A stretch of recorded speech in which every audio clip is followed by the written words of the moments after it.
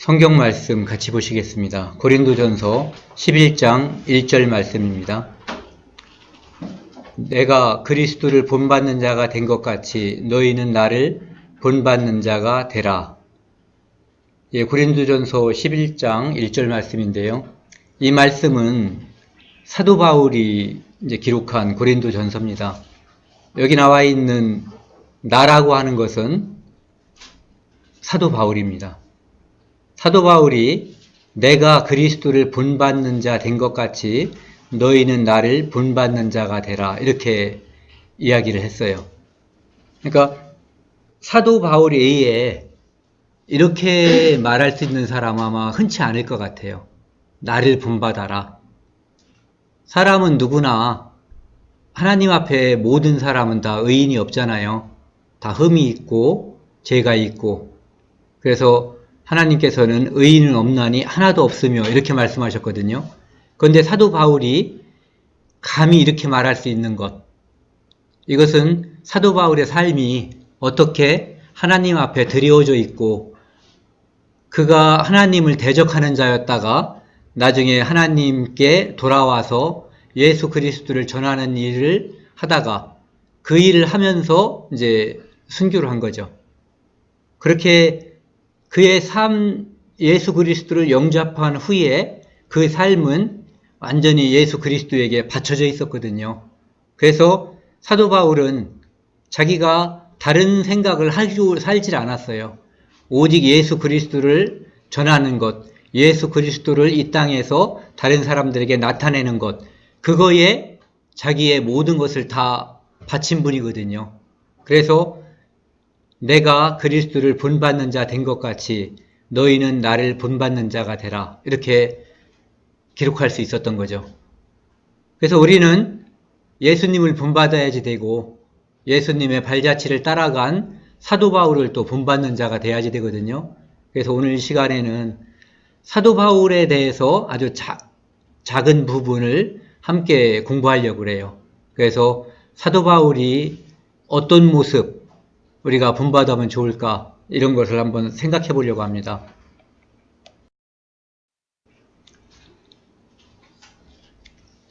사도 바울에 대해서 이제 기록이 되어 있는 부분인데요. 사도행전 20장 22절에서 25절까지 제가 읽겠습니다. 보라, 이제 나는 성령에 매여 예루살렘으로 가는데 거기서 무슨 일을 당할런지 나는 알지 못하노라. 오직 성령이 각 성에서 내게 증거하여 결박과 환난이 나를 기다린다 하시나 내가 달려갈 길과 주 예수께 받은 사명 곧 하나님의 복음의 은혜의 복음을 증언하는 일을 마치려 하면은 나의 생명조차 조금도 귀한 것으로 여기지 아니하노라. 보라, 내가 여러분 중에 왕래하며 하나님의 나라를 전파하였으나 이제는 여러분이 내 얼굴을 다시 보지 못할 줄 아노라. 사도 바울이 밀레도라고 하는 도시에서 에베소에 있는 그 장로들을 초청했어요. 그 초청한 이유가 뭐냐 하면은 사도 바울이 이제 예루살렘으로 지금 갈 거거든요. 예루살렘에 갔다가 그 다음에 또 어디로 가야지 되는데 예루살렘으로 가기 전에 많은 사람들이 성령의 인도함을 받아서 예루살렘에 가면은 체포가 되고 고난을 받을 것이다, 환난을 받을 것이다 라고 하는 예언을 해줬거든요. 하나님의 성령께서 그것을 알려주신 거예요. 그래서 사도 바울은 예루살렘에 가면은 무슨 일을 당할런지 알 수가 없어요. 죽을런지 아니면은 다른 때처럼 크게 매를 맞게 될런지 또는 돌로 쳐서 다칠런지 그래서 죽을런지 그것을 알지 못하는 상황이거든요. 그래서 이제는 에베소에 있는 성도들을 다시 못 만날, 에베소 성도는 이제 자기 삶 살아가는 동안에 만나지 못할 것이라고 하는 것을 알게 됐어요. 그래서 이제 에베소 교회에 있는 장로들을 초청해 가지고 에베소 교회에 자기가 마지막으로 유언처럼 해주고 싶은 말을 하기 위해서 에베소 교회 장로들을 초청하는 거거든요. 여기 보시면은 성령에 매여 예루살렘으로 가는데 거기서 무슨 일을 당할는지 알지 못하노라 이렇게 되어 있거든요. 그러니까 마치 아브라함이 갈대아 우르에 하나님께서 불러냈을 때 어디로 아브라함을 하나님께서 인도할는지 알지 못하는 것처럼 여기서 사도 바울도 하나님께서 예루살렘으로 가라고 했지만 그 후의 일정, 그 후에 자기의 생명이나 목숨 이것이 어떻게 될런지 알지 못하고 가는 거예요. 그래서 결박과 환란이 기다리는 것을 알지만 그것을 피하지 않고 가는 거거든요. 그래서 많은 사람들이 가지 말라고 가면은 결박당하고 환란을 당한다라고 사도 바울에게 이야기를 했거든요. 근데 사도 바울은 설사 내가 거기 가서 결박당하고 또는 죽는다 할지라도 내가 그곳에 가지 않을 수 없다 이렇게 얘기하거든요. 그러니까 밑에 있는 것처럼 내가 달려갈 길과 주 예수께 받은 사명 곧 하나님의 은혜의 복음을 증언하는 일을 마치려 하면은 주 예수께 받은 사명이 바로 그거예요. 하나님의 은혜의 복음을 증언하는 일. 즉 복음을 전파하는 일을 하기 위해서는 나의 생명도 조금도 귀한 것으로 여기지 아니하노라. 그것을 위해서 하나님께서 사도 바울을 선택했고 사도 바울을 훈련시켰고 이제 사도 바울을 그것을 위해서 예루살렘으로 지금 보내는 거거든요. 그렇기 때문에 사도 바울은 설사 복음을 증거하다가 죽는다고 해도 하나님께서 그곳으로 가라고 했으면 가야지 된다라고 하는 사명과 당위성을 분명하게 인식하고 있는 거거든요. 25절에 보라 내가 여러분 중에 왕래하며 하나님의 나라를 전파하였으나 이제는 여러분이 다 내 얼굴을 다시 보지 못할 줄 아노라. 그래서 이제는 만나지 못할 것이다 라고 하는 생각이 있어요. 그래서 복음을 위해서 살다가 복음을 위해서 죽은 한 사도 그리고 한 성도 바울이라고 하는 그분이 에베소 교회 장로들에게 또 에베소 교회 장로들을 통해서 이 말씀을 전해받을 에베소 교회 성도들에게 그리고 이것이 성경에 기록됨으로써 이것을 그 후에 계속해서 성경을 읽고 배우는 그 후에 탄생하는 하나님의 백성들에게 이제 이 말씀을 해준 거죠. 그래서 오늘 우리에게도 이 말은 사도 바울이 전해준 이 말은 에베소 장로들에게 똑같이 우리에게도 똑같이 전해주는 그런 말이라고 볼 수가 있거든요.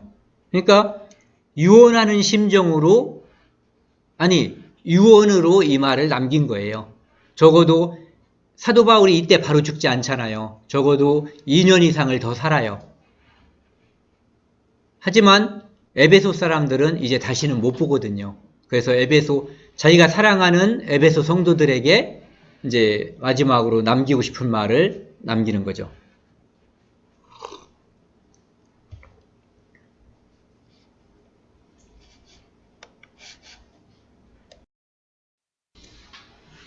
그런 이유 때문에 사도 바울은 밀레도에서 사람을 보내서 에베소에 있는 장로들을 초청한 거예요.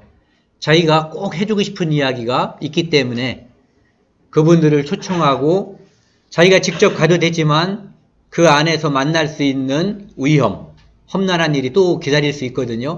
사도 바울을 해치기 위해서 많은 사람들이 준비하고 있었어요.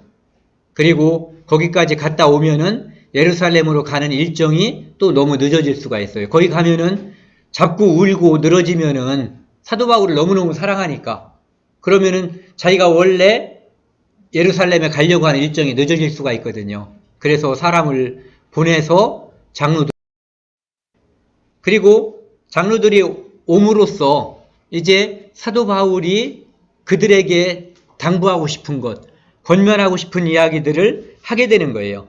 그런데 이 권면하고 당부하고 싶은 이야기들을 보면은 그 사람들에게 너희들은 무엇을 해라, 무엇을 하지 말아라 이런 얘기를 별로 하지 않아요. 오히려 사도 바울, 자기가 어떻게 살았는가, 자기가 복음을 위해서 무엇을 했는가에 초점을 맞춰서 주로 이야기를 하거든요. 그것은 무엇을 하라 말하라고 말하는 것보다 사도 바울은 나를 본받는 자가 되라라고 할 정도로 하나님 앞에서 깨끗하게 순전하게 사신 분이거든요. 그러니까 자기 삶을 이야기하고 그들도 그 삶의 한 부분으로 편입돼서 그 사도 바울처럼 살기를 바랬던 거예요. 사도행전 20장 18절 말씀부터 제가 읽겠습니다. 오매 그들에게 말하되 아시아에 들어온 첫날부터 지금까지 내가 항상 여러분 가운데서 어떻게 행하였는지를 여러분도 아는 바니. 사도 바울은 비밀리에 무엇을 한 게 아니에요. 늘 사람들 앞에서 공중 앞에서 항상 복음을 전했거든요. 그렇기 때문에 사도 바울이 한 말은 사람들이 다 알아요. 사도 바울이 무슨 말을 했는지, 누구 험담을 했는지, 아니면 복음만을 위해서 예수 그리스도를 드러내는 그것만을 위해서 살았는지를 사람들이 다 알거든요. 그래서 아시아에 들어온 첫날부터 지금까지 어떻게 살았는지 여러분이 내 증인이다 이런 얘기죠. 그러면서 19절에 곧 모든 겸손과 눈물이며 유대인의 관계로 말미암아 당한 시험을 참고 주를 섬긴 것과 사도 바울이 얼마나 겸손한 사람인가에 대해서 이야기하고 있어요. 우리가 사도 바울에 대해서 잘 모르면은 사도 바울이 나를 본받아라 이렇게 말할 때 겸손한 것하고는 거리가 먼 그렇게 생각할 수가 있죠. 그런데 사도 바울은 매우 겸손한 분이에요. 그래서 이런 말도 할 수 있었을 거예요. 조금 겸손하면 겸손을 빙자해서 사는 사람 같으면은 그렇게 말할 수가 없었을지도 몰라요. 그런데 사도 바울은 매우 겸손했거든요. 사도 바울이 겸손할 수 있었던 이유는 예수 그리스도의 그 겸손한 인품을 배웠기 때문에 그래요. 예수님께서 마태복음 11장에서 나는 마음이 온유하고 겸손하니 나의 명예를 메고 내게 배우라 이렇게 얘기했거든요. 내게 배우라라고 예수님께서 마태복음 11장 29절에서 말씀하셨고 예수님이 말씀하신 그 겸손을 사도 바울은 배웠던 거예요. 그래서 모든 겸손과 눈물이며 이 눈물에 대해서 사도 바울은 빌립보서 3장 18절에서 이렇게 이야기하고 있어요.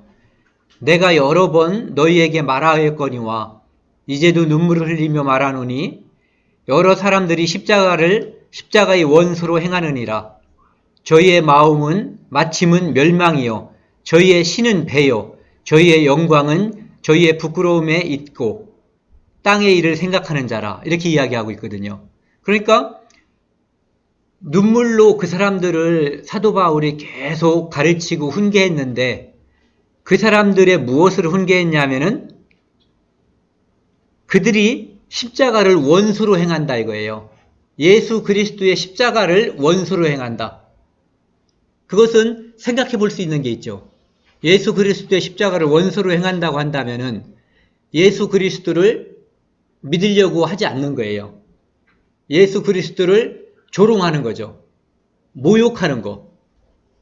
또는 예수 그리스도를 구주로 영접한 후에 다시 율법주의에 빠져버리는 거예요.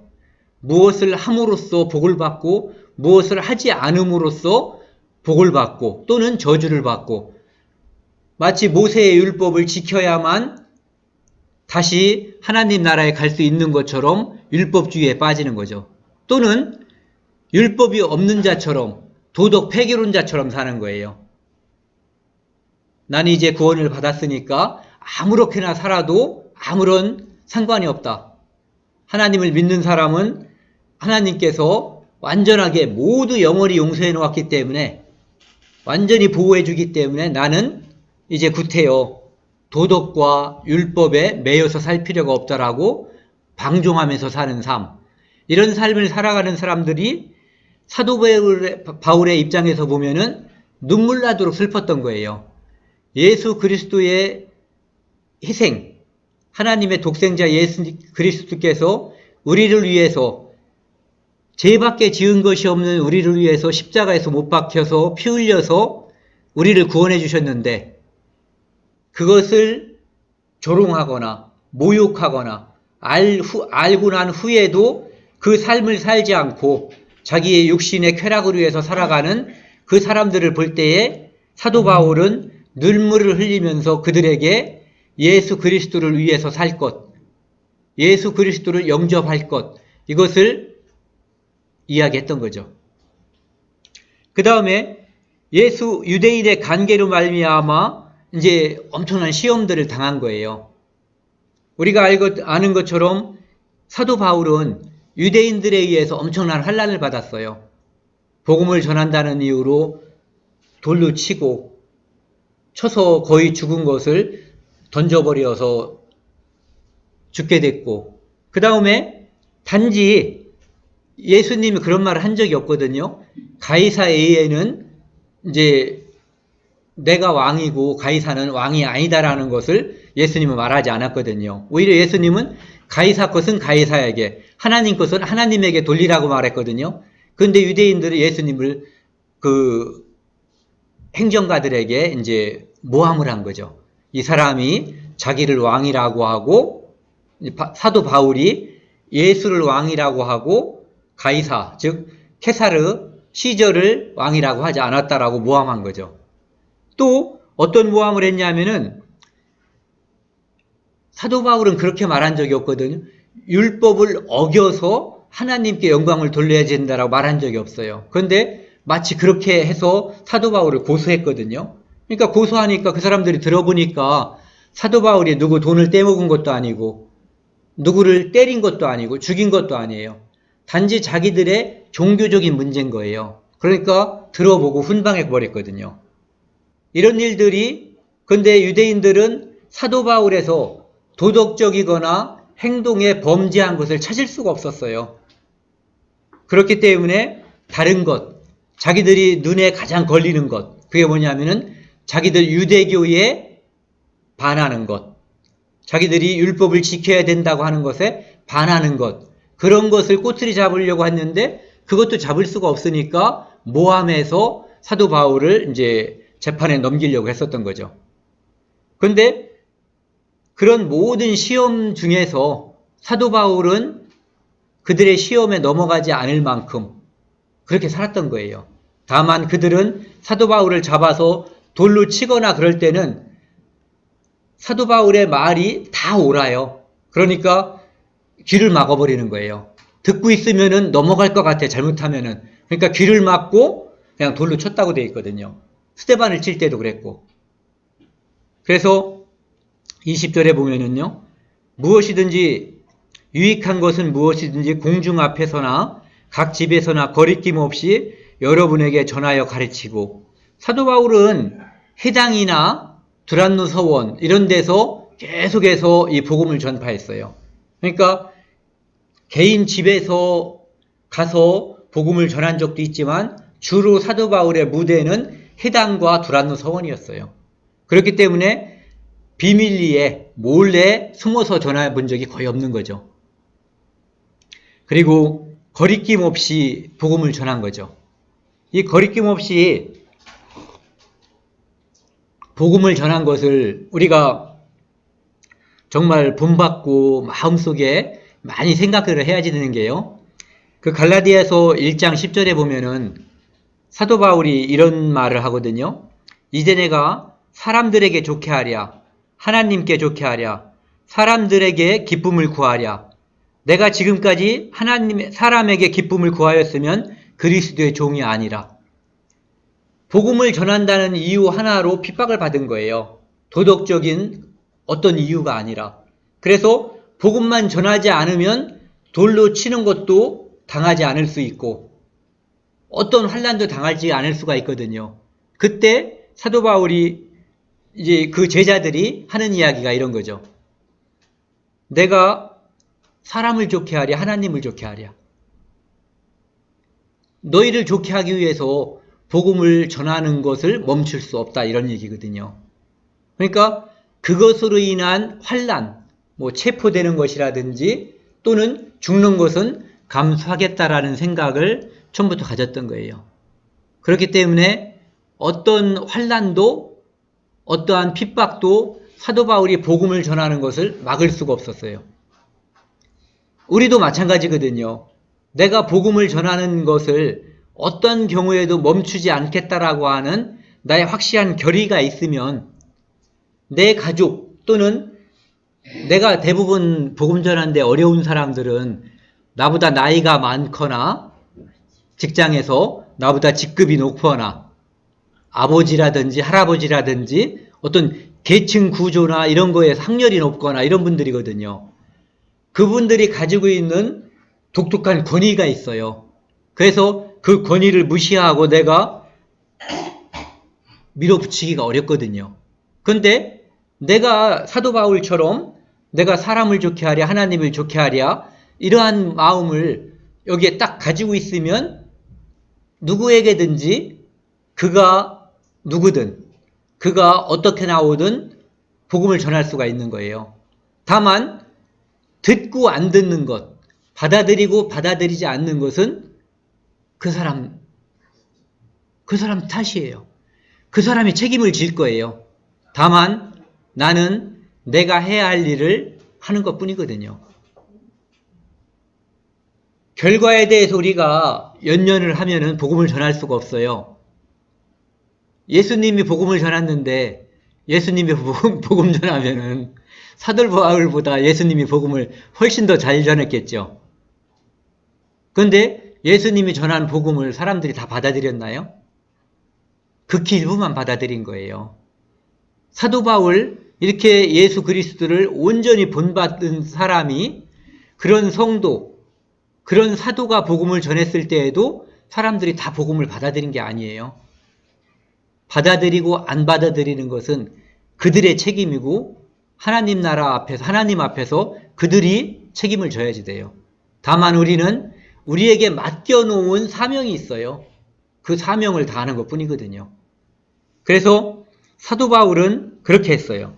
그리고 사도행전 24장 5절에 보면은 사도 바울을 다른 사람들이 이렇게 평가했어요.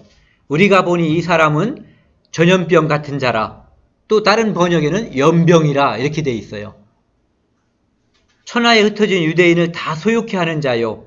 나사렛 이단의 개수라, 우두머리라 이렇게 돼 있죠. 연병이라고 하는 것은, 전염병이라고 하는 것은 뭐 요즘은 이런 것이 많지 않잖아요.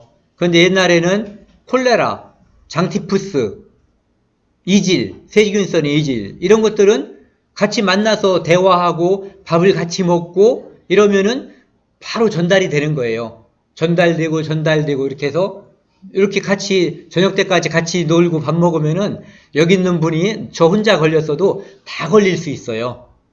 이게 바로 전염병, 연병이거든요. 근데 사도 바울이 바로 연병 같은 자였단 얘기예요. 사도 바울이 만나서 복음을 전하면 누군가가 그것을 받아들이는 거예요.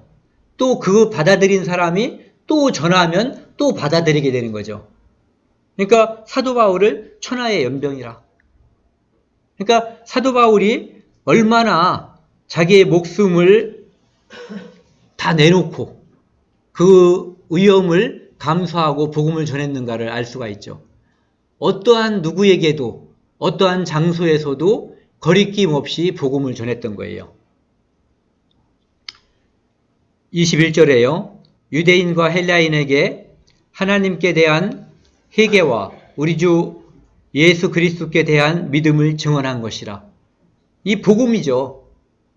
영생은 요한복음 17장 3절에 영생은 유일하신 참 하나님과 그의 보내신 자 예수 그리스도를 아는 것이니이다. 이렇게 되어 있어요. 그러니까 여기서도 보면은 하나님께 대한 회개와 하나님을 먼저 알아야지 돼요. 그리고 죄인은 심판자 하나님 앞에서 두려워 떨게 되어 있거든요. 그래서 죄에 대해서 혐오하고 내가 죄로부터 죄를 짓는 길로 가던 것을 유턴하는 거죠. 돌이키는 것. 내 마음에서 죄로부터 멀어지려고 하는 분명한 의지가 있어야지 돼요. 그럴 때 예수 그리스도의 피가 내 마음에 믿어지는 거거든요. 하나님과 죄를 두려워하는 마음, 죄를 멀리하는 마음이 없이 복음은 그것은 이론에 불과한 거예요. 그래서 그 모든 것을 전한 거죠. 그리고 26절에 보면은 그러므로 오늘 여러분에게 증거하거니와 모든 사람이 피에 대하여 내가 깨끗하니. 그러니까 만나는 사람마다 거리끼지 않고 다 복음을 전했다는 거죠. 저는 성경을 읽을 때 이 말씀을 읽으면 너무너무 양심에 가책이 돼요. 여러분들도 아마 그럴 가능성이 있어요. 내가 구원을 받았다고 하는 것은 내가 알고 있는 사람들은 하나님께서 다 나에게 그 영혼을 맡기신 거예요. 그러면은 그 사람들에게 내가 다 복음을 전해야지 되거든요. 그런데 내 입이 늘 복음을 전하지 않을 뿐만 아니라 어떤 때는 내가 말하고 행동하는 것이 그리스도인답지 않아서 내가 혹시 입을 열었을 때에도 복음이 전해지지가 않을 수가 있는 거예요.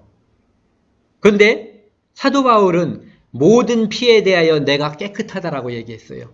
이것은 복음을 전했고 복음을 전하기 전에 도덕적으로나 어떤 흠이 없었다라고 하는 것을 사도 바울이 고백하는 거거든요.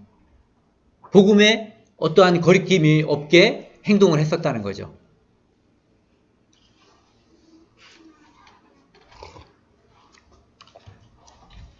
(27절에요) 이는 내가 꺼리지 않고 하나님의 뜻을 다 여러분에게 전하였습니다. 그러니까 사도 바울이 이렇게 감히 말할 수 있는 것, 나를 본받으라, 또는 모든 사람에 대하여 내가 깨끗하다, 꺼리낌이 없다, 이렇게 말할 수 있는 것이 바로 내가 꺼리지 않고 하나님의 뜻을 여러분에게 다 전하였습니다. 그러니까 사도 바울이 그렇게 말할 수 있게끔 그 다음에요. 그 밑에 바로요. 사도행전 20장 28절부터 읽겠습니다. 여러분은 자기를 위하여 또는 온 양떼를 위하여 삼가라. 성령이 그들 가운데 여러분을 감독자로 삼고 하나님이 자기 피로 사신 교회를 보살피게 하셨느니라. 내가 떠난 후에 살아온 이리가 여러분에게 들어와서 그 양떼를 아끼지 아니하며 또한 여러분 중에서도 제자들을 끌어 자기를 따르게 하려고 어그러진 말을 하는 사람들이 일어날 줄을 내가 아노라. 에베소 교회에 이제 사도 바울이 떠나고 나면은 이런 일이 벌어질 것을 뻔히 눈에 보이는 거예요. 바울의 눈에. 그렇기 때문에 바울은 이런 것으로부터 교회를 해치려고 하는 일부 침입자, 그 다음에 교회를 썩게 만드는 내부의 어떤 부패, 이런 것으로부터 에베소 교회를 보호하기 위해서 사도 바울이 어떻게 보면 이것은 예방주사를 놓는다고 볼 수가 있는 거죠. 그래서 여러분들은 자기를 위하여 삼가라 이렇게 되어 있거든요. 삼가라. 이 삼가라라고 하는 말은 무엇을 해도 되는데 어떤 것은 복음을 위해서, 교회를 위해서 참는 거예요. 또 어떤 것은 안 해야지 되는 거예요. 안 해야지 되는 것은 안 하는 거죠. 오직 복음을 위해서 자기가 자기 육신의 소욕을 절제하는 거죠. 그러니까 여기에 와서 지금 사도 바울이 권면하는 이 사람들은 에베소 교회의 장로들이에요. 그리고 이 말씀을 듣는 오늘날의 우리까지, 그 다음에 앞으로 세대의 모든 성도들에게 이 사도 바울의 말은 똑같이 전해지는 거거든요. 그런데 그들에게 삼가라 이렇게 이야기하고 있거든요. 그러니까 우리도 살면서 우리는 구원받은 죄인이잖아요. 이 땅에서는 죄인의 신분으로 사는 거예요. 하나님 앞에서 신분은 우리가 의인이지만 이 땅에서는 죄를 내가 스스로 누르고 억제하면서 사도 바울이 얘기한 것처럼 나는 날마다 죽노라. 비록 내 안에 죄성은 떠오르지만 그것을 내가 교회를 위해서, 복음을 위해서 억누르는 거거든요. 그것이 안 떠오르는 사람은 존재하지 않는 거죠. 그렇기 때문에 온 양떼, 즉 교회를 위해서 에베소 교회 장로들에게 삼가하라고 이야기하고 있거든요. 성령이 그들 가운데서 여러분을 감독자로 삼고 하나님이 자기 피로 사신 교회를 보살피게 하셨느니라. 감독자, 즉 장로를 말하는 감독들. 이 베드로 전서 1장에 보면은 5장에 보면은요. 감독자에 대해서 이야기하고 있거든요. 이 감독자에 대해서는 사도 바울이 감독에 대해서 이야기한 것도 있어요. 그런데 이 부분이 더 우리에게 마음에 닿는 것 같아서요. 베드로전서 5장 1절부터 제가 읽어보겠습니다.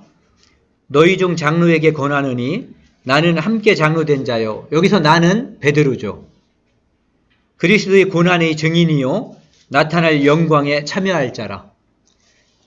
베드로 장로, 사도 베드로는 고난의 증인이요 그리스도의 고난의 증인이에요.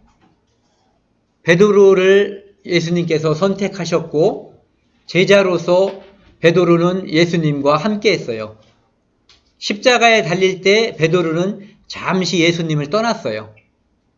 두려워서.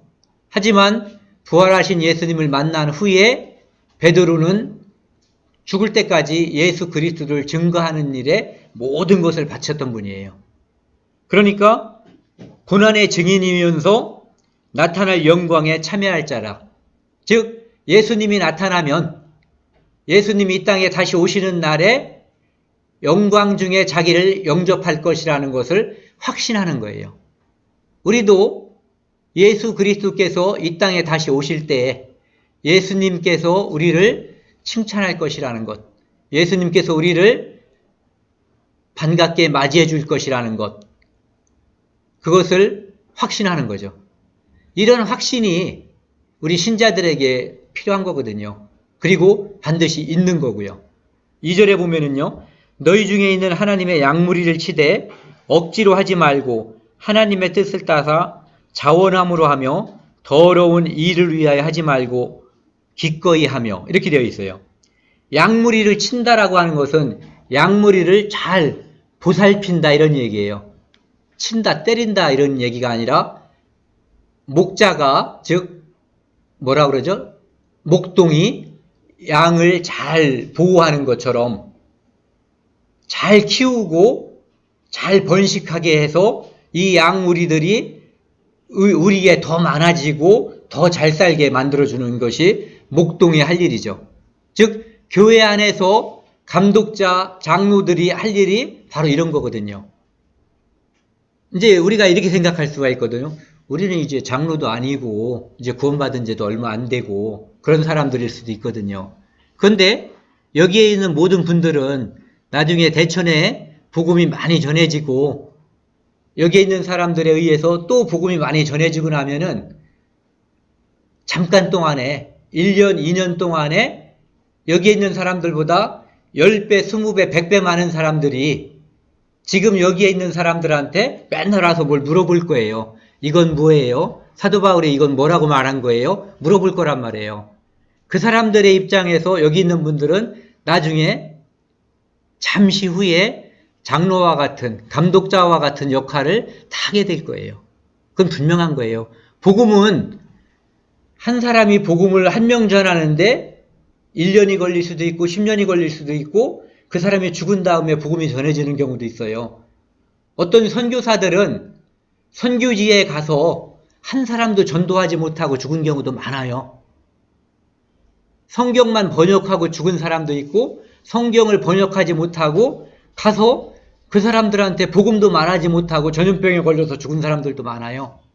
하지만 복음이 전해지기 시작하면은 한 달 안에도 10배, 100배씩 전해진 경우도 수두룩해요. 복음의 역사에.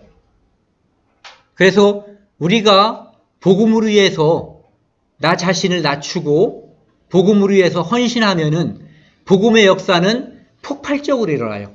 마치 장작더미에다가 이렇게 불을 집어 던졌던 것처럼 초가집에 불을 던져서 불이 확 일어나는 것처럼 복음의 역사는 그렇게 일어날 수 있어요. 그것은 그렇게 복음의 역사가 일어나는 모든 곳에는 그곳에 있는 구성원들, 먼저 구원받은 사람들이 낮아지고 다른 들을 위해서 헌신할 때 그런 역사가 일어나는 거예요. 그 역사는 반드시 그렇게 폭발적으로 일어나요.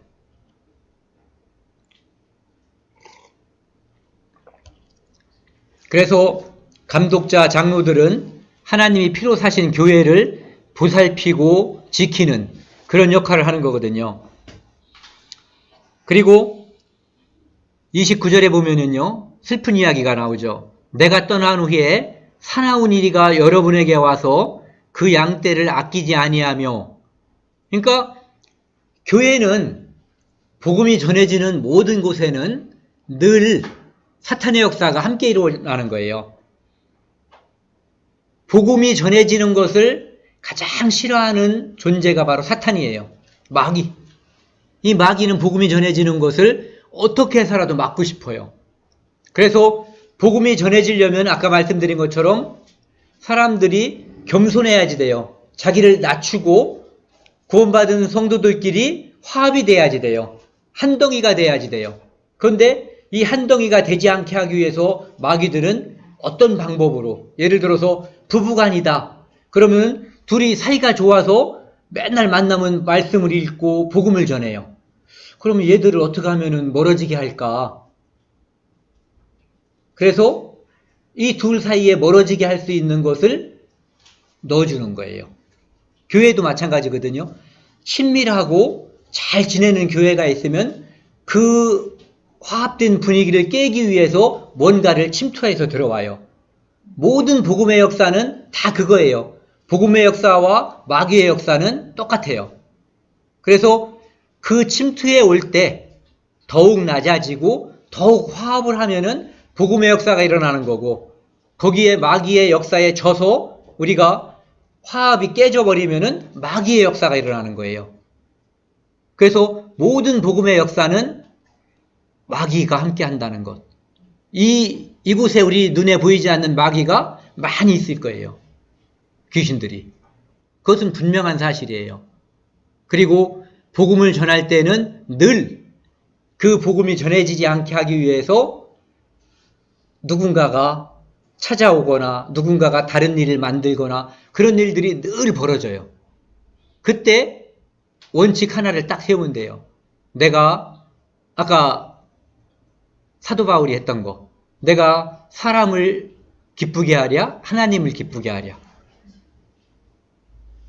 내가 하나님을 기쁘게 하는 마음을 가지고 있으면 지금 생기는 어떠한 인간관계, 아니 너 나중에 와 해도 조금 기다려 해도 그 사람이 기다릴 수 있는 거예요. 만약에 못 기다리고 그럼 나중에 만나면 되거든요. 지금 복음을 전하는 일이 더 급한 거예요. 그런데 이것을 후순위로 밀어놔버리면은 내 마음이 내가 지금 하려고 하는 이 일보다 복음을 전하려고 하는 이 일을 후순위로 넘겨놓으면은 그것은 바로 마귀에게 내가 지는 거예요. 그러면은 그 다음에 또 와도 돼요. 그러면 그때도 이것을 후순위로다가 밀어놓을 수가 있거든요. 그럼 복음의 역사는 점점 쇠퇴하는 거죠. 불길처럼 일어나다가도 그 복음의 역사가 물로 이렇게 끼얹는 것처럼 내 결단, 내가 기도하지 않는 것, 그런 것에 의해서 복음의 역사가 흥황할 수도 있고 복음의 역사가 처질 수도 있어요. 그래서 사나운 이리가 교회 안에 침투할 수가 있거든요. 이 사나운 이리라고 하는 것은 우리가 이제 흔히 말하는 거짓 선지자, 거짓 복음을 가지고 교회에 침투하는 거예요. 마태복음 7장 15절에서 20절까지요. 제가 한번 읽겠습니다. 거짓 선지자들을 삼가라. 양의 옷을 입고 너희에게 나아오나 속에는 노략질하는 일이라. 여기 보면은 겉모습은 처음부터 사탄은 그럴듯한 모습, 어쩌면 우리 구원받은 사람들보다 더 온화한 모습으로 나타날 수도 있어요. 더 우리에게 더 큰 이익을 줄 것처럼 가장할 수도 있어요. 하지만 그들이 원하는 것은 교회를 분열시키는 거예요. 복음이 일어나지 않게끔 하는 거거든요. 그래서 양두구육이라고 그러잖아요. 양의 대가리인데 속에는 개고기. 이런 것처럼 양의 옷을 입고 오지만 노략질하는 일이거든요.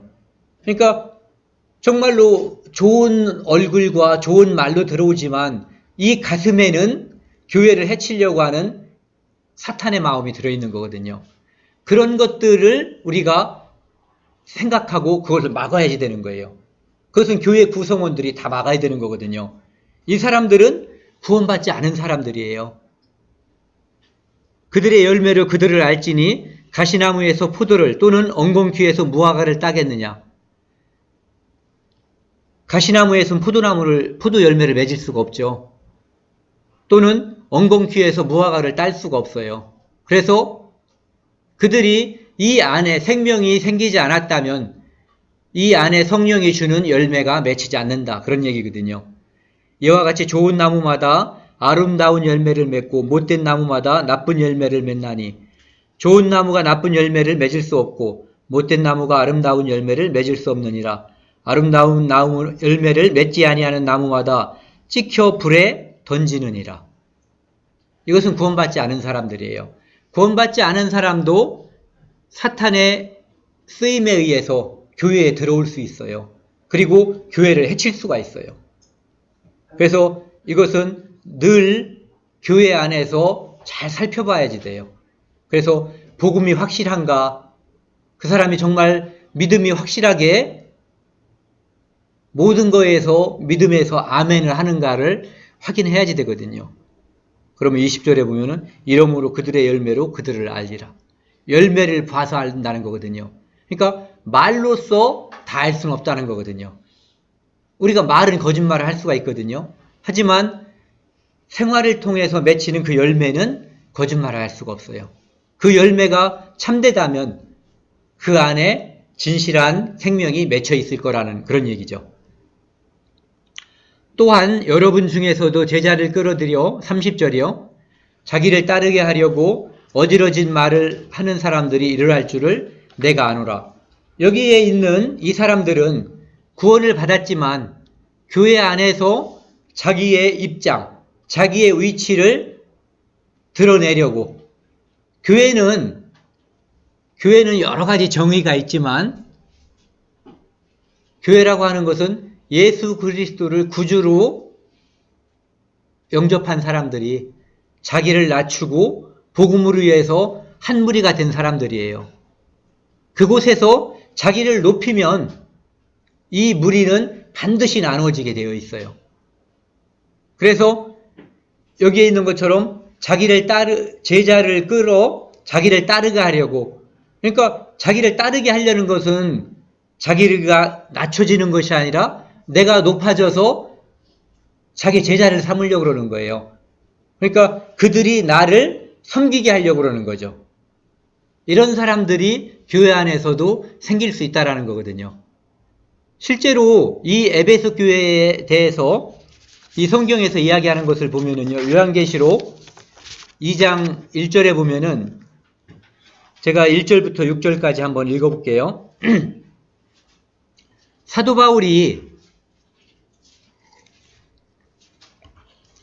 에베소 교회 장로들에게 이런 말을 미리 했거든요. 이것은 에베소 교회의 앞으로 일어날 일에 대해서 사도 바울이 일종의 예방주사를 놓은 거예요. 이 장로들은 사도 바울에게서 들은 이야기를 나머지 성도들에게 그대로 다 전했을 거예요. 그리고 그 내용을 가지고 많이 교제를 했을 거라고요. 그래서 이 에베소 교회를 지키는데 사도 바울의 이 권면은 효과가 있었던 거죠. 읽겠습니다. 제가 에베소 교회의 사자에게 편지하라. 오른손에 있는 7뼈를 붙잡고 7 금초대 사이를 다니시는 이가 이르시되, 이분은 예수님이에요. 예수님이 이르시되, 내가 네 행위와 수고와 네 인내를 알고 또 악한 자들을 용납하지 아니한 것과 자칭 사도라 하되 아닌 자들을 시험하여 그의 거짓된 것을 네가 드러낸 것과, 2절에 보면은 에베소 교회에서 악한 자들, 교회에 침투한 사나운 이리, 거짓 선지자, 이것들을 용납하지 않고 걸러내버렸어요. 그러니까 에베소 교회 성도들은 그들이 악한 목적으로 들어온 사나운 이리에 해당되는 사람들을 받아들이지 않고 걸러낼 수 있었던 영적인 힘이 생겼던 거예요. 그리고 3절에 보면은요, 또 내가 참고 내 이름을 위하여 견디고 게으르지 아니한 것을 아노라. 이거 칭찬이죠. 그런가 하면은 4절에 보면은 그러나 너를 책망할 것이 있나니 너의 처음 사랑을 버렸느니라. 처음 사랑, 예수 그리스도의 피로 내가 구원받은 것. 이것을 에베소 성도들이, 에베소 교회가 시간이 흘러가면서 버렸던 거예요. 예수 그리스도를 구주로 영접한 다음에 그 사랑을 버렸다는 것이 무슨 뜻일까요? 이 사랑은 끊을 수가 없는 거잖아요. 예수 그리스도가 나를 사랑한 그 사랑, 내가 예수 그리스도의 십자가의 도를 내 마음속에 받아들인 이 사랑은 영원토록 내가 어떻게 살든 어디에서 어떻게 죽든 이것은 끊길 수가 없는 거예요. 그런데 처음 사랑을 버렸다는 것은 예수 그의 삶이, 그의 살아가는 모습이 예수 그리스도를 섬기고 높이는 모습이 아니라 예수 그리스도를 욕되게 하는, 다른 사람들로 하여금 야 쟤도 교회 다녀? 이렇게 조롱받는 모습으로 이 사람들의 삶이 바뀌었다는 얘기거든요. 그러니까 처음에는 예수 그리스도를 위해서, 복음을 위해서 나의 모든 것을 바치고 살려고 작심도 했지만 살아가는 과정에서 그것들을 잃어버리고 살았다는 얘기죠. 5절에요. 그러므로 어디서 떨어졌는지를 생각하고 회개하여 처음 행위를 가지라.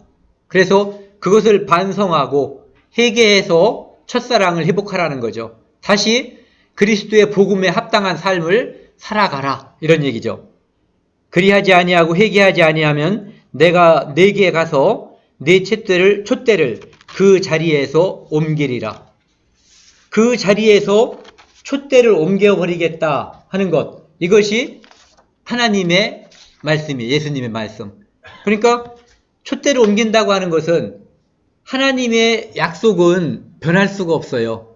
그래서 우리에게 이루어진 그 구원은 어떠한 경우에도 끊을 수가 없거든요.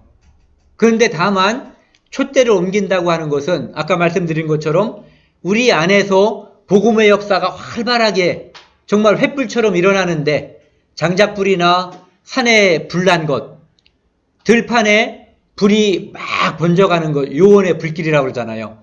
그렇게 복음이 일어나는 그것이 끊겨버리는 거예요.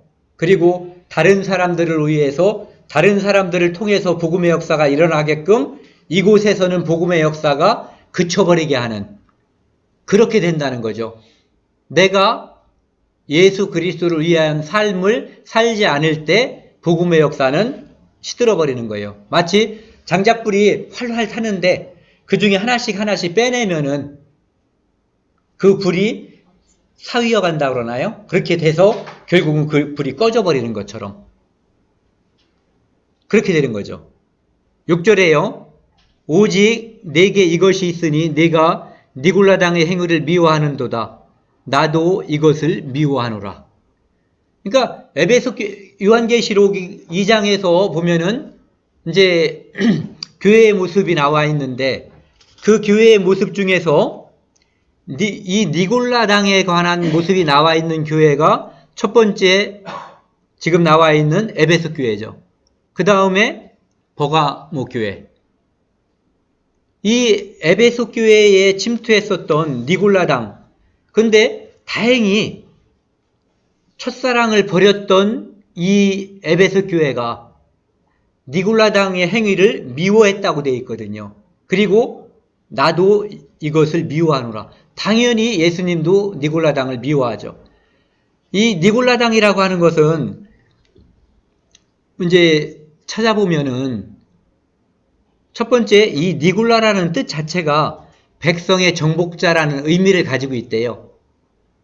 우리말도 예를 들어서 이제 한문으로다가 뭐 하면 무슨 무엇자 이렇게 있잖아요. 그래서 그 부모는 이 아이가 이렇게 살기를 바라는 그런 좋은 뜻을 가진 단어를 이름에 넣잖아요.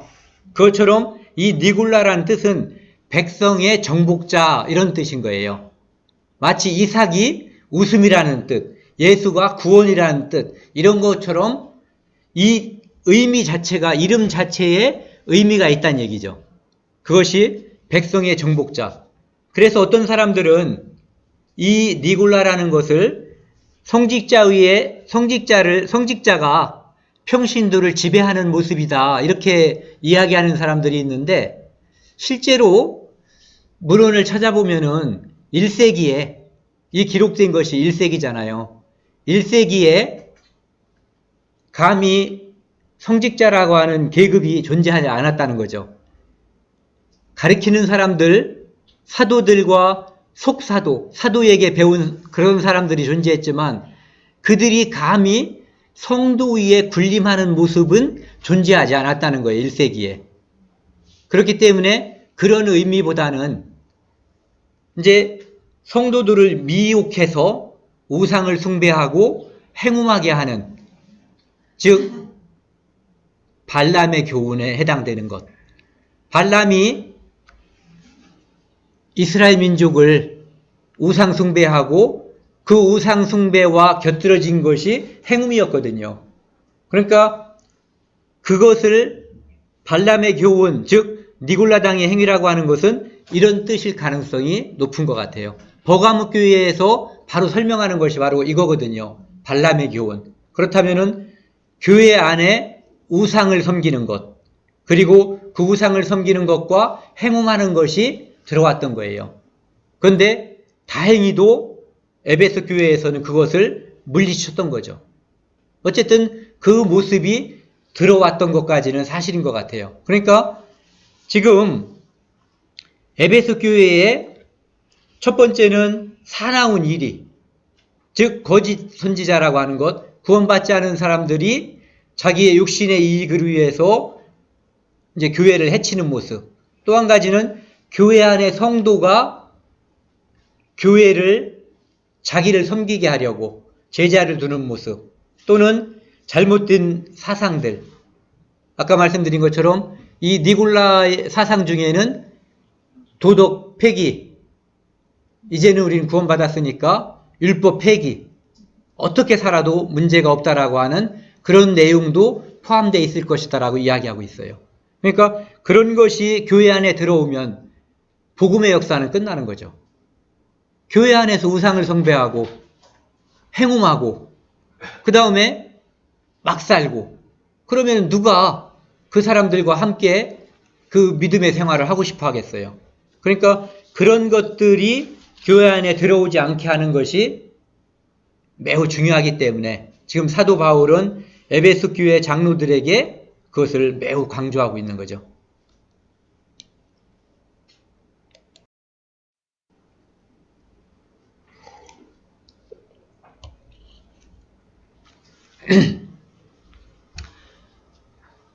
사도 바울은 이제 에베소 교회 장로들에게 자기가 에베소에 와서 복음을 전하고 살던 그 모습을 회상하고 자기의 삶을 간증하거든요.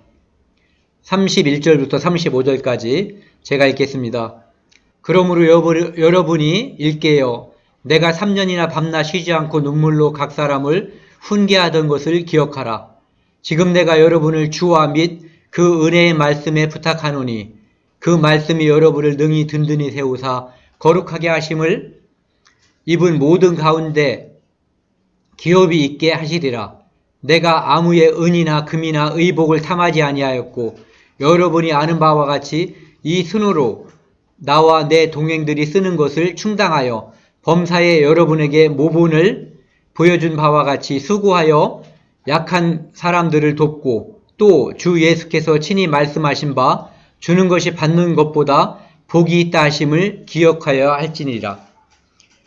여기 보시면은 사도 바울이 에베소에서 3년 정도를 밤낮으로 쉬지 않고 복음을 전하면서 눈물로 각 사람을 훈계했다 이렇게 되어 있거든요. 눈물로 훈계했다라고 얘기한 것은 아까 말씀드린 그런 걸 거예요. 첫 번째, 복음을 받아들이지 않는 유대인들 또는 복음을 받아들이지 않는 헬라인들, 어쨌든 복음을 배척하는 사람들, 예수 그리스도의 피를 조롱하는 사람들을 끝까지 사랑하는 거죠. 예수님께서 제자들을 사랑하시되 끝까지 사랑했던 것처럼 한 사람도 포기하지 않고 계속 눈물로 훈계하는 거예요. 그리고 이제 복음 안에 들어온 사람들에게 눈물로 훈계하는 것은 그들이 예수 그리스도의 보혈, 이 피를 욕되게 하는 사람들, 구원은 받았지만 새롭게 되는 그 기미가 보이지 않는 사람들, 그리고 아까 말씀드린 것처럼 니골라주의에 빠져 있거나 아니면 다른 사상들에 빠져서 도덕을 폐기해버리고 율법을 폐기해버리는 그런 사람들, 지 멋대로 아무렇게나 살아도 내가 구원받았으니까, 내가 하나님의 자녀가 됐으니까 이제는 나는 심판받지 않는다라고 살아가는 사람들, 그런 사람들은 바로 예수 그리스도의 십자가를 원수로 여기는 거거든요. 그러니까 그런 사람들 때문에 바울이 3년이나 밤낮 쉬지 않고 눈물로 훈계했던 거죠. 이 사람들은 그걸 주장하는 사람들이 있었던 거예요. 이제 뭐 소위 말하는 영지주의라는 사람들, 육은 악하다, 그리고 영은 선하다. 그렇기 때문에 육으로 하는 것은 뭐 마음대로 해도 문제가 되지 않는다. 그런 것들이 퍼져버리면 교회는 쑥대밭이 되는 거죠. 교회라는 이름을 말할 수도 없게 돼버리는 거예요.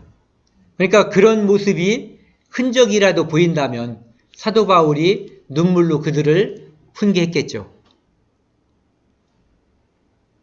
그리고 32절에 보면은요, 내가 여러분을 주와 및 그 은혜의 말씀에 부탁하노니 그 말씀이 여러분을 능히 든든히 세우사 거룩하게 하심을 입은 모든 자 가운데 기업이 있게 하시리라. 사도 바울은 사람을 믿지 않는 거예요. 훌륭한 사람이라고 해도 그 사람은 사람일 뿐이에요.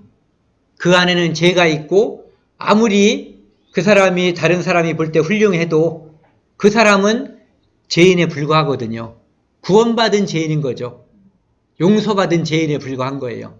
그래서 교회가 든든히 설 수 있는 유일한 근거는 말씀에 의지하는 거예요. 구성원들이 말씀에 의지해서 성경을 읽고 말씀에 의지해서 교제하고 말씀에 의지해서 함께 그 말씀의 힘으로 하나가 될 때 이 교회는 든든히 설 수가 있거든요. 그런데 그것이 아니라 예를 들어서 여기에 탁구를 좋아해, 성도들이. 그래서 탁구 칠 때는 하나가 돼. 그런데 탁구가 끝나면은 이제 교제해야지, 성경 읽어야지, 뭐 성경 말씀 같이 공부하죠 그러면은 근데 다 바빠. 그것처럼 어떤 취미 생활이나 그런 거에 의해서는 하나가 되는데 그 외에 다른 거에 의해서는 하나가 되지 않는다면 그것은 교회가 진정으로 하나가 될 수 없는 거거든요. 실제로 교회당에 가보면요, 축구할 때는 그냥 형제들이 잔뜩 모여들어요. 끝나면 다 집에 가 피곤하겠죠. 교제하고 말씀 배울 시간에 축구를 먼저 해버리니까. 그래서 붙은 이름이 축구교제. 미안하니까 뒤에 교제란 말을 붙이는 거예요. 그건 교제라고 볼 수가 없거든요. 축구도 할 수 있죠. 뭐든지 다 할 수 있어요. 다른 사람들처럼 커피 마시러 갈 수도 있고 축구도 할 수 있고 탁구도 할 수 있고 뭐든지 할 수 있거든요. 그런데 그것이 주가 돼서 화합이 되는 매개체가 그것이면은 안 된다는 거죠. 사도 바울이 딱 한 가지 얘기한 것은 바로 말씀이라는 거죠. 말씀이 교회 안에서 주가 될 때, 그 말씀으로 인해서 하나가 될 때 그 교회는 복음이 왕성하게 일어날 수 있는 거예요. 다른 어떤 것도 그것을 대신해 줄 수 있는 것은 없는 거죠. 사도 바울이 이렇게 얘기해요. 내가 아무의 은이나 금이나 을복의 탐하지 아니하였고, 사도 바울은 존경받는 전도자였기 때문에 어디 가면 사람들이 많이 대접하려고 했을 거예요. 자기의 목숨을 걸고 복음을 전했기 때문에 사도 바울을 정말 다른 데서 보면은 사도 바울이 눈이 안 좋았잖아요. 그래서 어떤 사람은 자기 눈이라도 빼서 주려고 하는 그런 마음을 가졌다라고 돼 있어요. 그런 성도가 있다는 얘기는 사도 바울이 어떻게 살았는가를 우리가 짐작할 수 있는 거거든요.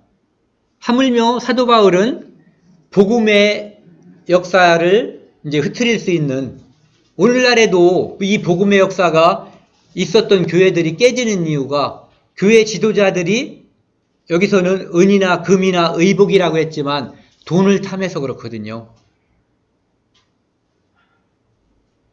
돈이 필요하고 중요하지만 누군가가 이 돈을 탐해버리면, 교회 지도자가 특히요, 목사가 교회에 쓸 돈이 어려운 사람들 도와도 되고 복음을 위해서 쓸 그 수많은 돈을 자기를 위해서 착복해버리면 이 복음의 역사는 다 끝나는 거예요. 그건 사교 집단이 돼버리는 거예요. 그런데 사도 바울은 그 모든 것을 탐하지 아니하였다고 되고요. 여러분이 아는 바와 같이 34절이요. 이 손으로 나와 내 동행들이 쓰는 것을 충당하여, 사도 바울은 본인 스스로가 장막, 텐트 만드는 일을 했어요. 그래서 그것으로 자기도 먹고 살고 또는 누군가를 도와주고 이렇게 살았던 거거든요. 사도 바울이 그렇게 했었던 이유는 바쁘지 않아서가 아니에요. 사도 바울은 복음을 전하는데도 바빴는데 그렇게 한 이유는 그것이 교회에 유익이 되기 때문에.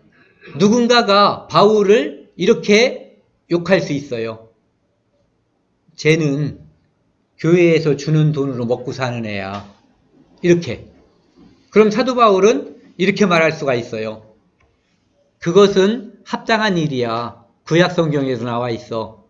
뭐냐면은 곡식을 밟는 소의 입을 망으로 씌우지 말라고 돼 있거든요. 그것은 무슨 얘기냐면은 곡식을 떠는 소가 일을 하려면은 소를 먹이지 않고 일만 시켜 먹을 수는 없다는 얘기거든요. 그것처럼 하나님의 복음을 전하는 사람들은 그 복음을 전하는 그것으로 인해서 먹고 살 수 있게 같이 그 주변에 있는 성도들이 해줘야지 된다라는 그런 의미를 갖고 있는 거예요. 그런데도 불구하고 사도 바울은 그것을 취하지 않고 자기 스스로가 벌어서 자기와 또 다른 사람들을 위해서 썼다, 이런 얘기예요. 그 이유가 혹시 사도 바울을 욕하는 사람들에게 정당성을 부여해 주지 않기 위해서, 사도 바울이 복음을 전하는 데에 지장을 주지 않기 위해서 사도 바울은 자기가 그 밑에 있는 것처럼 모든 일에 범사에, 35절이에요. 이거 한번 같이 읽죠. 범사에 여러분에게 모범을 보여준 바와 같이 수고하여 약한 사람들을 돕고 또 주 예수께서 친히 말씀하신 바와 주는 것이 받는 것보다 복이 있다 하심을 기억하여야 할지라. 사도 바울은 모범을 보인 거예요. 모본이라고 되어 있죠. 모범을 보여서 본이 되게 한 거예요. 다른 사람들이 나도 사도 바울처럼 하고 싶다, 사도 바울처럼 살았으면, 그런 마음이 들게끔 사도 바울은 말로다도 그렇게 얘기했죠. 내가 예수 그리스도를 본받은 것처럼 너희는 나를 본받아라. 말로도 그렇게 했지만 실제 행동에서 맨날 그렇게 말하고 다닐 수는 없잖아요. 그리고 또 쑥스러운 일이고. 하지만 사도 바울의 삶은 다른 사람들이 사도 바울을 바라볼 때 그런 마음이 저절로 들게 행동했었던 거예요. 말과 행동이 다른 사람들로 하여금 나도 저분처럼 복음을 위해서 살아야 되는데 라는 생각을 들게끔 살았던 거죠. 그래서 범사에 모든 일에 여러분에게 모본을 보여준 것과 보여준 바와 같이 수고하여, 그러니까 사도 바울이 직접 일하여 약한 사람들을 돕고 또 예수께서 친히 말씀하신 바와 같이 받는 것보다 주는 것이 받는 것보다 복이 있다 하심을 기억하여야 할지니라. 이것은 사람들이 공무원들이 감옥 가는 이유가 대부분 뭐 받아서 그렇잖아요. 받아서 받지 말아야 되는데 공무원은 봉사자예요. 그래서 나라에서 먹고 살으라고 월급을 줘요. 그거 가지고 살 의지, 살 결심을 하지 않은 사람이 공무원이 되면 안 돼요. 다른 사람에게 자기가 가지고 있는 그 권한으로 자기가 가지고 있는 그것을 다른 사람에게 알량하게 행사해서 뭔가 자기가 받는 국가에서 받는 월급 외에 뭔가를 더 받으려고 또는 받아내는 그것을 가지고 살려고 결심한 사람은 공무원이 돼서는 안 되는 거죠. 그 사람은 언젠가 감옥 가는 것을 자기 스스로가 예약해버리는 거예요. 그것처럼 모범이 된다고 하는 것은 정상적으로 살아가는 모습 이상이 돼야지 되는 거거든요. 공무원이 뇌물을 받지 않는다고 누가 칭찬을 해줘요? 그것은 정상적인 거예요. 받으면 지탄의 대상이 되지만 뇌물을 안 받았다고 누가 칭찬해주는 사람은 아무도 없어요. 사도 바울이 평범한 성도로서 살아간다고 해서 누가 칭찬하지 않았을 거예요. 하지만 사도 바울은 자기가 할 수 있는 것 이상의 것을 한 거예요. 아까 말씀드린 것처럼 복음을 전하면서 자기가 먹고 살 것은 다른 사람들이 사도 바울에게 줘도 돼요. 그것을 받아서 살아도 돼요. 그런데 사도 바울은 그것이 행여나 복음을 전하는데 누가 될까봐 그것을 금지한 거죠. 자기가 금지한 거예요. 누군가가 너는 네가 벌어서 먹고 살아 이렇게 한 게 아니라요. 그뿐만 아니라 모든 것에서 예를 들면 이런 것들도 있겠죠. 밤늦게까지 성경을 가리키고 성경을 읽고 다른 사람들을 위해서 정말 밤낮 없이 눈물로 훈계하던 그런 모습들. 내가 무엇을 잘못하다가도 우리가 예수 그리스도를 생각하면서 내가 이러면 안 되지라는 생각을 갖는 것처럼 사도 바울과 함께 먹고 마시고 했었던 성도들은 사도 바울의 그 눈물을 생각하면서 범죄하려는 마음을 분명히 억제했을 거예요. 그런 것이 바로 사도 바울의 이 말 속에 들어있는 거죠. 그래서 사도 바울은 자기가 다른 사람들이 자기를 위해서 베푸는 것을 봤지만 그것을 먹고 받았겠죠. 늘 그렇게 한 건 아니니까 자비량을 100% 했다는 얘기는 아니거든요. 하지만 사도 바울이 자비량하면서 깨달은 것은 주는 것이 내가 벌어서 나도 먹고 다른 사람들을 위해서 약한 자를 위해서 돕는 그 일이 오히려 누군가가 나에게 끼쳐서 내가 받는 것보다 더 떳떳하고 더 좋다라는 것을 알았던 거예요.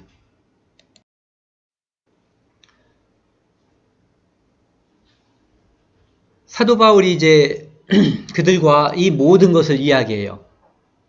이 모든 것을 이야기하는 것을 간추려 보면은 너희 이렇게 살아라라고 하는 게 없어요. 너희들의 선생인 내가 이렇게 살았다라고 이야기하고 있거든요. 그러니까 여러분도 그 말 속에 나처럼 살았으면 좋겠다. 그것이 에베소 교회를 나중에 나타날 수 있는 흉악한 일이 교회를 해치려고 하는 외부의 침입자 그리고 교회를 부패하게 만드는 내부의 부패자들 그들로부터 교회를 보호할 수 있다는 것을 알기 때문에 사도 바울은 간절한 마음으로 에베소 장로들에게 그것을 자기의 삶을 이야기한 거거든요. 그래서 우리가 아까 요한계시록에서 살펴본 것처럼 상당 부분 에베소 교회는 성공했어요. 그 장로들이 그 에베소 교회 성도들을 또 한 번 가르쳤을 테고, 그것으로 인해서 에베소 교회는 외부에서 오는 거짓 선지자들을 막았고, 그것을 퇴출하는, 그리고 그 교회가 니골라당으로부터 보호하는 그 나쁜 그 이단의 그것이 그 교회를 해치는 일을 막을 수가 있었던 거죠. 그리고 그 모든 것을 함께 교제한 후에 사도 바울이 이제 에베소 교회를 떠나는 거죠. 36절에요. 이 말을 한 후 무릎 꿇고 그 모든 사람들과 함께 기도하니 다 크게 울며 바울의 목을 안고 입을 맞추고 다시 그 얼굴을 보지 못하리라 한 말로 말미암아 더욱 근심하고 배에까지 그를 전송하니라. 아까 저희가 오면서 이걸 말씀 이렇게 쭉 적어온 것이 하나 있었거든요. 그래서 그걸 읽는 도중에 자꾸 눈물이 났어요. 저도 그렇고. 그러면서 이제 왜 우리가 이걸 읽으면 눈물이 날까? 그런 교제를 이제 같이 하면서 왔는데, 이 사도 바울이 살아가는 모습, 예수 그리스도의 복음을 전하기 위해서 자기의 삶 모두를 바친 그런 모습을 담담하게 기록한 이 성경을 읽어가면서 늘 마음에 찔리는 게 있어요. 그리고 어떤 때는 그것이 양심의 가책 때문인지 감동 때문인지 무엇 때문인지 모르지만 이 뺨을 타고 눈물이 흐를 때가 많아요. 지금도 자꾸 눈물이 날 것 같아요.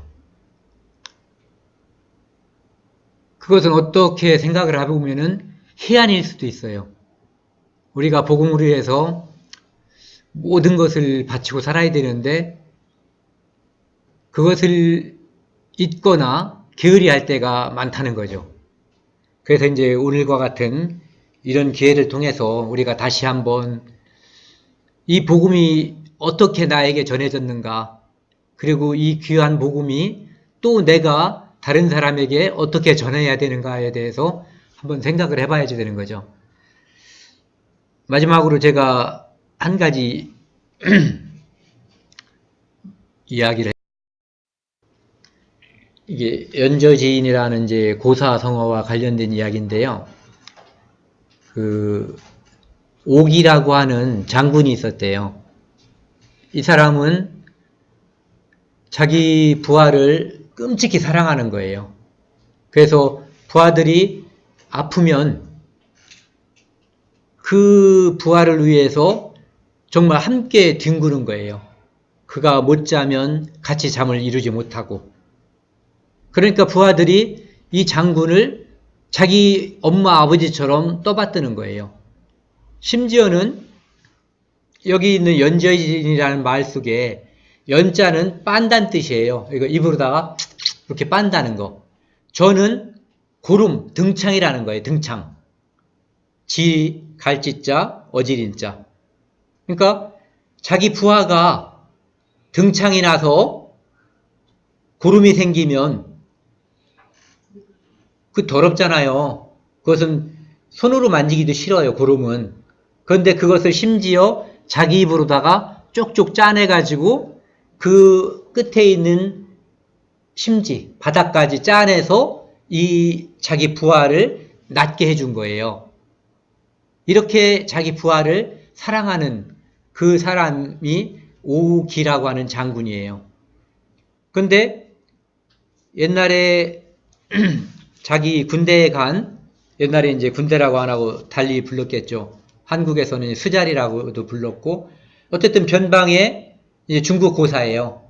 자기 아들이 군대 생활을 하고 있는데 편지가 왔는데 그 편지 내용이 우리 장군님께서 내가 종기가 났는데 우리 장군이 쪽쪽 빨아줘가지고 내가 다 회복됐습니다. 그러니까 엄마 저를 걱정하지 마세요. 제 장군님이 이렇게 훌륭하신 분이라서 제 걱정을 안 해도 돼요. 이런 편지가 온 거예요. 이 편지를 이제 듣자마자 이 엄마는 읽을 줄 모르니까 듣자마자 대성통곡을 한 거예요. 그러니까 그 통곡이 감동에서 우는 그런 통곡이 아닌 거예요. 절망에서 우는 통곡이에요. 그래서 이 아들이 훌륭한 장군 밑에 있다고 하는데 왜 우냐고 물어봤어요. 그랬더니 그놈이라는 거죠. 이 옥이라고 하는 장군이 자기 남편이 가서 군대 생활할 때 그 위에 있었던 그 장군인 거예요. 그래서 자기 남편도 예전에 등에 종기가 났었는데 이 옥이라고 하는 장군이 등창을 빨아줘서 치료가 된 거예요. 그러니까 전쟁이 있을 때 이 장군을 위해서 물불 가리지 않고 싸우는 거예요. 그래서 자기 남편이 전장에서 전사했다는 거죠. 그러니까 내 아들의 운명도 그 아버지와 다르지 않을 것이다 라고 이야기하는 거거든요. 우리가 예수 그리스도께서 우리를 위해서 돌아가셨거든요. 그리고 사도 바울은 그 모든 복음을 전하기 위해서 살다가 그 삶이 순교한 거예요. 그러니까 우리가 그 사랑을 받았으면 우리도 마땅히 그 사랑을 이 세상에 드러내는 모습으로 살아야 한다. 이런 생각을 가지고 이것을 준비했습니다.